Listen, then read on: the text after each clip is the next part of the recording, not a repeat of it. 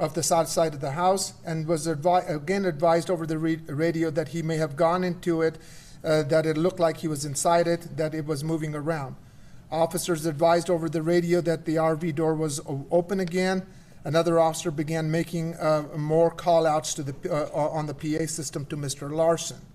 By the time more officers had arrived, including Officer Jones was asked about rear containment and then approached Officer Adair and Greenfield. Officer Adair and Jones then walked up the neighbor's driveway on the north side of the fence that divided the properties and took cover behind the garage structure at the rear of the neighbor's driveway. So they had front and back response. They were trying to set up containment. From their positions behind the corner of the garage, Officer Adair and Jones could see into Mr. Larson's backyard through a hole in a burned out section of the upper fence. And we'll point that out to you in the video that we show. As well as the burned slats. While Officer Adair covered with his rifle, Officer Jones found a ladder to get onto the garage roof. Officer Adair announced, and at that time they're on the back side of the house. It has a little landing. They don't have direct view, but they can see over the fence and through the hole in the fence. Officer Adair announced, quote, "I've got a dog, back door's open, back door open." Officer Jones then stepped behind Officer Adair's right as he drew his handgun. So I had Officer Adair with a long rifle and Officer Jones with a handgun. The officers began yelling commands of, quote, "Let me see your hands," and hands. Officer Adair then yelled, "Drop the gun, drop the gun, drop the gun," and then stated, "We've got a shotgun." In a quick succession, Officer Adair fired 2 shots from his rifle. Officer Jones fired 2 shots from his handgun, and Officer Adair fired an additional 10 shots. Officer Adair again yelled commands to drop the gun, let me see your hands. Officer Jones asked where the man was, and Officer Adair responded that he went back in. Notably, the time from when the Officer Adair advised the back door was open to when the shots began was less than 15 seconds. Officer Adair and Jones continued covering Mr. Larson's backyard as they took turns reloading their weapons. Eventually, officers entered Mr. Larson's backyard, started a dialogue with him. He was inside the home with the rear door open. They approached the rear of the home, took him into custody, and extracted him out of the front home. Mr. Larson was provided with medical care and taken to a hospital. As a result of the incident, Mr. Larson sustained gunshot wounds to both his hands. Based on the available physical evidence in this case, including the weapon downloads, it was our conclusion that Officer Jones fired 2 handgun rounds and Officer Adair fired 12 rounds from his rifle. The investigators further examined Mr. Larson's shotgun, a Mossberg 512 gauge, which was located outside by the back door. And based on the available evidence, it is unlikely that Mr. Larson fired any rounds. The other thing that I want to do that we looked at was both officers critically and crucially provided statements to the investigators and to the DA's office. And we want to thank them for providing critical information, because that information was crucial in helping us fully assess this situation, rather than for us to rely on inferences sometimes when there is a vacuum in that. Both Officer Jones and Officer Adair provided statements. Officer Jones indicated that he was there in supportive capacity, that they could see through the fire hole that was in the fence, and that they on the rear of the property, that the suspect had stepped out of the house holding a shotgun, and he could, from Officer Jones's perspective, he could immediately see the gun in his hand, and he yelled repeated commands to drop the gun, and the man went inside. As we note in our findings, the other thing that was really critical from the statement from Officer Jones was that when he stepped out, he states, when he stepped out the second time and leveled the shotgun at them, that's when he made the decision to fire because of fear for his life and safety. But more crucially, what was important was that he states and communicates the first time that the suspect came out with the shotgun, he did not feel in immediate danger. And then part of that was clarified through also the statement of Officer Adair, because the shotgun was pointing down. They were aware, they were situationally aware, they were concerned, and but they were not feeling the immediate urgency. And I think that's a really important insight from the statements that we got. Once it became an immediate danger, that's when we took the lethal action. That's when we reacted with deadly force. And Adair also makes a similar observation in his statement that he provided to us as well. He stated to us that when he came out, the dog had come out, and when the suspect then stepped out from back door with a shotgun in his right hand, it was down to his side, pointed to the ground. It was then, after they yelled commands to him, the suspect steps back inside the house and then subsequently comes back out. And at that point, it is when he raises the gun and starts to level it, that is when the decision to fire was made from Officer Adair's perspective.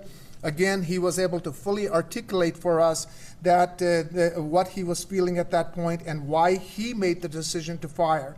But the testimony between Officer Jones and Officer Adair, we have for the first time, really in this context, a couple of observations that are critical from our perspective.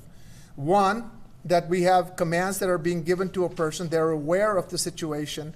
And the commands are being given to him. He shows up with the gun. They are aware of it, but they are not making the immediate decision to fire because while they are aware, the gun is not being pointed at them. So they demonstrated incredible professional restraint at this time. He steps back in. He is now aware that the officers are there, and he comes back a second time because they're still continuing to yell commands at him. He comes a second time, and he raises the gun, knowing those commands, and levels it. That's when the decision to fire at the suspect is made. So that was very crucial to us as well. What I'm going to show you is a couple of things. We have two body-worn videos. Now, one of the problems with that is that you cannot see the suspect, but you can hear the commands, and you can see the obstruction of the fence that's there, and it captures both officers' decision to fire when it does. And then I will also, after those are done, I will show you a couple of stills as well that are pretty critical.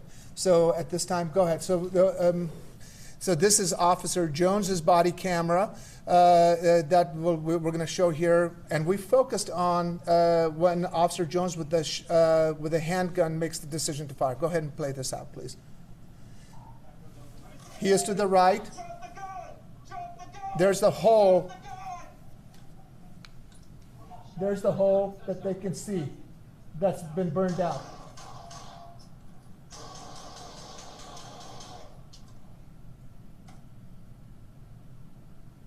And this is Officer Adair with rifle. But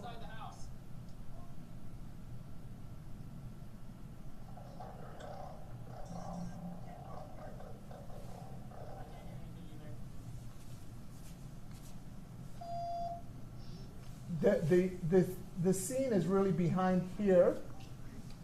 But they do have line of sight from that angle from Officer Adair's perspective, as well as Officer Jones.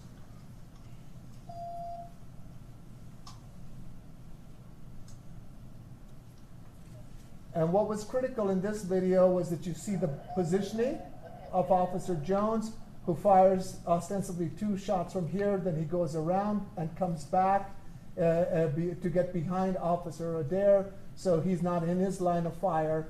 Officer Adair with a long rifle has the straight shot here. Now you can see slightly the door in this area through the slats. Both officers in their statements indicated they could see through the open burned out as well as some of the spacing that was between the slats that allowed them to see. Since the body-worn cameras were at a lower level, they do not capture the same thing that the officers at the eye level can capture in terms of what they are perceiving and seeing. The second video is from Officer Adair's perspective. Before you started, hang on. Again, this is from Officer Adair's perspective. Again, here is the burned out hole from the previous earlier fire. The slatting is a little bit more obvious in this one, but you don't see on Officer Jones, that you can see through there, and there is a line of sight that Officer Adair has a perspective on, both shared by Officer Jones and Adair, but it's clearly more visible in this particular iteration right here. So go ahead and play that, please.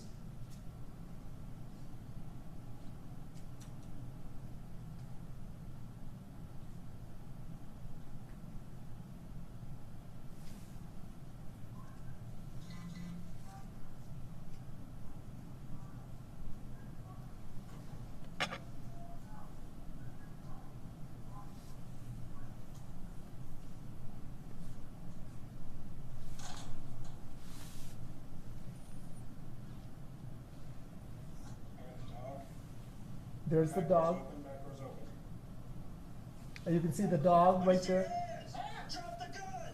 Drop the gun! Drop the gun! We got a shotgun. They've identified the shot.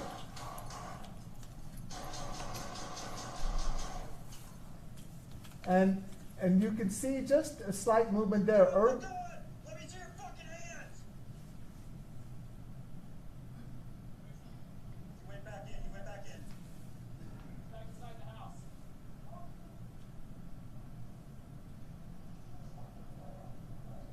I can't fucking hear. I can't hear anything either.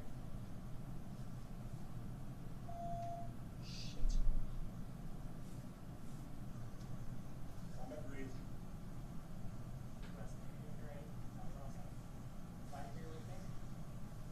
You can see the muzzle from there from Officer Jones has come back. And so the important thing was that when we looked at it, you can see, although it's very faint when we saw it, that through the slots that you can see the dog come out. You can see also certain movements, so that is consistent with the statements that we got from the officers. And again, what is critical, both held here and as well as through their statements that were provided to us, were the fact that the suspect, so the officers knew that there had been an earlier response, that he had communicated to harm officers and fire personnel specifically. There's a second fire that is there that they're responding back to. At this time, they're taking a much more cautionary support for fire. They're doing backdoor containment. They come down there. They have already yelled commands to him. He's already communicated his intent that what he's going to do. And when they comes out, they see him walk out with a shotgun in his hand, and they see the dog come out. They yell again subsequent commands. And what was really relevant to us was he was aware of all these commands that were being sent to him. He then goes back and makes a conscious effort to come out yet a second time in a very short period of time. And he goes from a low pointing to start leveling itself off, and that's when the shots occur. Now what I'm going to show you is a couple of more stills. So the shooting occurs. So this is where the gun is found, right in this area right there. This is the subsequent fire that is going on while they're now waiting to come in to re-enter the house after the shooting has occurred. So there was an earlier fire that had occurred as well. Here's that fire where that hole is right there with the slots that are there. The shooting officers were in this area over here. The next one, please. So as the officers come in, because he's gone inside, subsequent to the shooting, you can see the right here. Next one, please. Here it is, the gun. There was also a casing that was found here, but again, from the best that we could gather, that we did not believe that he actually got a shot off from what we could gather from there. But the next couple of things I'm going to show you gives me a lot of concern as well. Go ahead. This is a bucket with all the shotguns that he had. These are all the shotguns that were right here as we enter into the facility, into the door right there. He was as he took a shot. This is the blood trail kind of that he created. He was shot in his hands. That's where he was. So when he brought it up, what that tells us from talking with our experts and everybody, that their focus was right at as he lifted that up. So when those shots were fired, he actually took right at, they were laser focused on the shotgun. That's where he was hit. He was bleeding from that. And right in that door, you can see this mass number of shotgun shells that he had in this bucket, which he apparently either knocked over as he was going back in. Next one, please. And then as he did, he moved up into sort of the kitchen area. And he came to sort of rest, and he was ultimately extracted from that area by officers subsequent to the shooting that occurred. So based on the totality of the information that we had, and based on the information that we had, we find this use of force to be justified under the statutory, and therefore we refuse to move beyond that initial finding, and we conclude that any filing of criminal charges would not be able to meet the burden of proof. But more importantly, as I said, I think this was a lawful use of lethal force under our statutory framework. And again, I just want to commend and point out that the statements that were provided by helps us fill that crucial gap that otherwise is missing. But more importantly, which is critical because of those statements, it also demonstrates the professional restraint that they demonstrated within both contexts when the weapon was both observed, but they did not make the decision to fire until it became an immediate and urgent threat to their safety mutually. So with that, I'm open to any questions. Can I answer my first question? I mean, the statement from Salt Lake State Police is pretty rare. How appreciative are you that they actually talked to your investigators? Well, again, I think I'm extremely appreciative. And the reason I'm appreciative is that if officers use force as they're trained in the context, they provide that information. It helps us actually get to the point. You and I have talked about, Pat, in the past. Our question is, at the moment the decision is made to fire, what was the perception of the officer and how does it fit into the objective facts?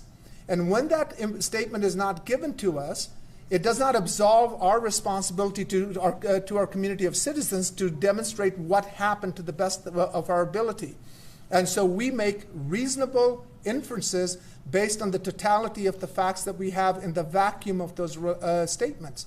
In this context, having those statements were really critical, because while we can put the context of the use of force, we don't have the line of sight here.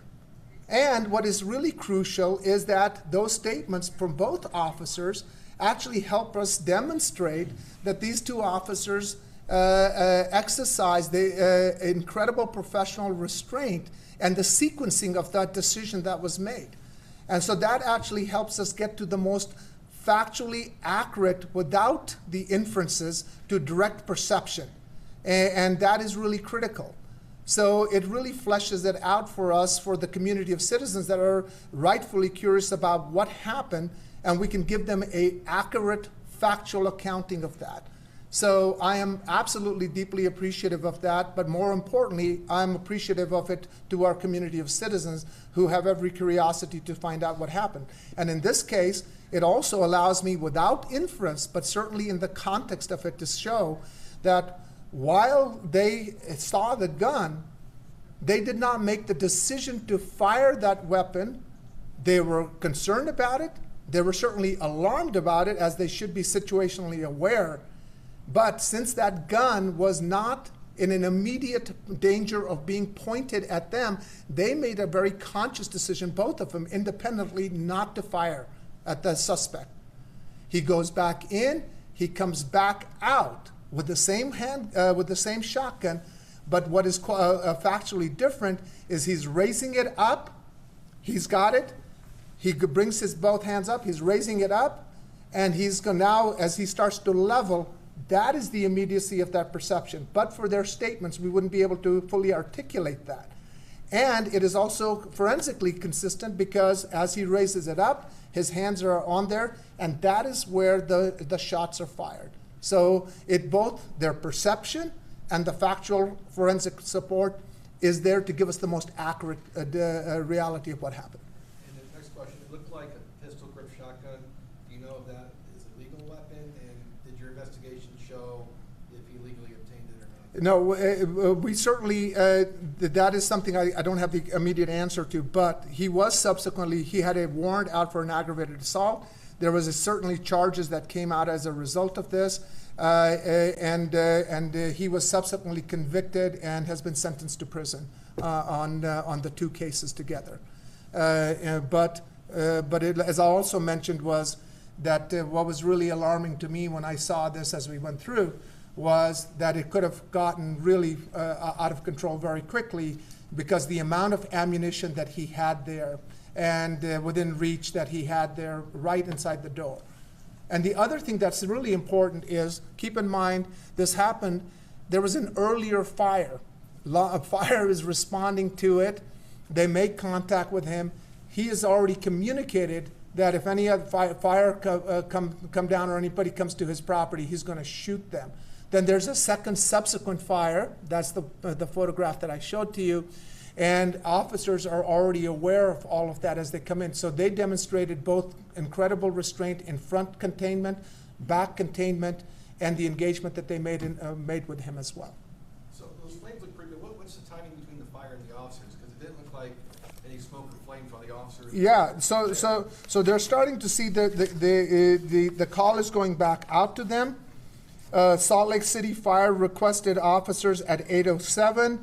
The officers are there by 8:19. So there's about a 12-minute gap between the fire is responding back to the same place. They're concerned about based on the initial contact. Now they're requesting backup from officers out of abundance of caution and safety based on the previous contact that they've already had. They respond back. The officers are there in a supportive capacity. They're now trying to make sure that everybody's going to be safe based on what he has already previously communicated. They see him moving around. They're giving him verbal commands. They just want to see his hands. They want him to remove so they can act. The fire personnel can defend that and address their issue. At the same time, Officer Jones is up front making those commands. They're setting up front containment. They also now pivot back to the back to set up rear containment. When they're there and they're positioning themselves, they see the back door open because he had come out through the back door as well. They had seen him move around. They can see him looking through the windows. And at that point, he's got a weapon. So fire is not going to go right onto it because they're trying to extract the person out to give the go-ahead to make sure the fire is safe. He presents the weapon. That engagement occurs. But he then retrieves back in. So there's a lapse that occurs within that because they don't know what his status is vis-a-vis the shotgun and the leveling that he's already done. Shooting has occurred. Then they subsequently come into clear, and when they do, that's by the time that fire gets back to that initial call, and that's what you see going up. Okay, so after the shooting, the flames really took off. Yeah. There's that sequencing that occurs within that. Partially answered this already, but can you explain to us how the cache of ammunition weighed into your decision-making in this case? The cache of ammunition weighed in absolutely zero into it because the issue for us is the initial use of force when that decision is made and why the decision to use lethal force occurred. So we go outside of that. The officers didn't know about the cache of stuff, neither did I. So that's the first and most important crucial decision point for us. I point that out simply as, again, the incredible amount of professional restraint that was done by these two very well-trained officers, the volatility of the situation, and how quickly this could have gotten out of hand because of the volume of ammunition that was there, available at the disposal, and the suspect had made a conscious, and this was the thing that did enter into my analysis was this. He came out, he had certainly been given previous commands. He came out with the shotgun, he was given commands, he steps back in, and at that point, he is making a conscious decision to come back out again. He's not yelling to them saying, I'm going to throw out my weapon. He's not saying, okay, I'm coming out with my hands empty. He makes a very deliberate, conscious decision to come back out with the shotgun, not at the way it was previously, coupled with him raising that up. So that was really very critical to me, because that showed at least a reasonableness of inference of what his state of mind was. And then coupled with the objective observations and statements of the officer led to the conclusion that we did. Last question. The officers you stated used a rifle. Any concerns with the amount of force that was used in such a very tight area? There were houses there that were very close to each other. So again, actually, the use of rifle, I think, is more preferable, because it actually gives you a greater control of the point where you want it. You have greater control of delivering the bullet where you want to, and so a handgun is a little not as accurate, especially as you start to create further distance. So the rifle allows them to keep a good distance, and the backdrop was the doorway. So any fire that's going is going to be going into the house, right? So from I think that was an appropriate use of weapon. And once the threat is presented, and again, if you look at the two officers, here's a good thing to observe. I have a person on a tactical rifle here straight with that. I have an officer with a handgun. That officer fires 2 rounds from when he sees and perceives the threat, and he moves to the side. He stops firing his weapon. As he circles around, he's coming around. The person with the rifle fires, and fires what he feels is an appropriate number at the threat that is perceived, and then stops. And so the shots occur in very quick succession, but that is not inconsistent within the context that we find ourselves in. Were Okay? any other weapons recovered from the home, and do we have an estimate on how much ammunition was recovered? I'm sure we do in our police reports what those recoveries were, but immediately within that it was the shotgun and the shells and the ammunition. Absolutely. Any other questions? Thank you very much. Have a wonderful day.